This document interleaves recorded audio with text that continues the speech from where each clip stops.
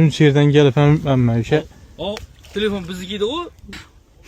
Somnama abi yerin telefondan Telefon olsa balık saladıyım. Şahma bayla like patisiye bastırın mı? Tamam oldu. Vallahi yaxşımısla. Selamun aleyküm. İsteme lazım kim telefon sataman da burada. Şuncha yerdan gelipem ben yaxşımısla. Kan ne o telefon? Şu telefon için kışkırdın mı? Oha. Şuncha yerdan gelip hem bitmem şey. O telefon biznikiydi o. İyice kışkırdınız lan ya. Yok. Ne? İşini gözde takma şey. Tazalak kopma çok getir. Bıçacağız on bu. Min. Ne o min gök mü? Min gök. Yüzüyorum kısa gene. Hava yüzüm kız. Yaxşı bu aziz. Normal ne ya? Hava. $900 var ama.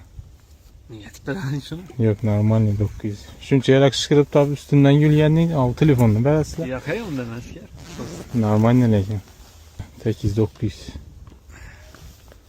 Şeytanımız komanda bilen dursun ben zaten şöyle. Madem zeyem coşacak mısın ya bizden sonra başlayalım bu. Yönde ben soğan gerek bu. Şundan ne yakı? Özün bilesen o coşacak mısın? Çok Aytamız bana sakar hadi. Zayn. Yergen vurmadı. Halasan son ber ama.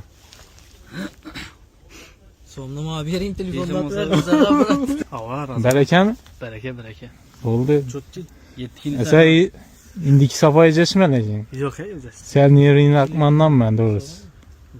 Telefon biznikiydi o. Pulunu belki gitmeyecek misin de onu?